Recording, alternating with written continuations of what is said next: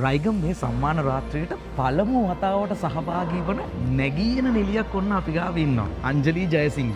ඉතින් මේ මම හිතන්නේ බොහෝ දෙනෙක් දැකලා පුරුදු මුහුණක් ගොඩක් ටෙලිඩ්‍රාමා වල දැන් අපිට දකින්න ලැබෙන මුහුණක් බවට පත් වෙලා තියෙනවා. හැබැයි ලවර්ස් ලීව් මේ ටෙලිඩ්‍රාමා එකෙන් තමයි අංජලි අද දවසේදී නැගීන නිලිය සම්මානයට නිර්දේශ වෙලා ඉන්නේ. මොකද හිතේ අංජලි ඒ වගේ අවස්ථාවල් ලැබෙන්නේ. ඇත්තටමයි මට කියන්නේ ලොකු සතුටක්. නිර්දේශ උනේකම රයිගම් සම්මානෙන්නේ මට ඇති මට හරිම සතුටුයි. වගේම ලවර්ස් ලීව් කැරක්ටර් ඒ ආන්නේ කැරක්ටර් එක මම ගොඩක් මහන්සිලා. ඉතින් මම හිතනවා මහන්සිය ප්‍රතිඵල මට දැක්ලා තියෙනවා කියලා නිර්දේශන.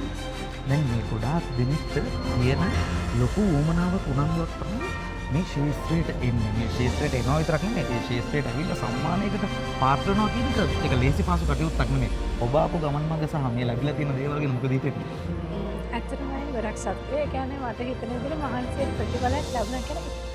බොහොමත්ම ස්තුතියි. එහෙනම් අද දවසේදී සම්මානයක් අතතිව අපිට සම්මාන රාත්‍රියේ අවසානයේ හම්බ වෙන්න කියලා ප්‍රාර්ථනා කරනවා. Thank you so much.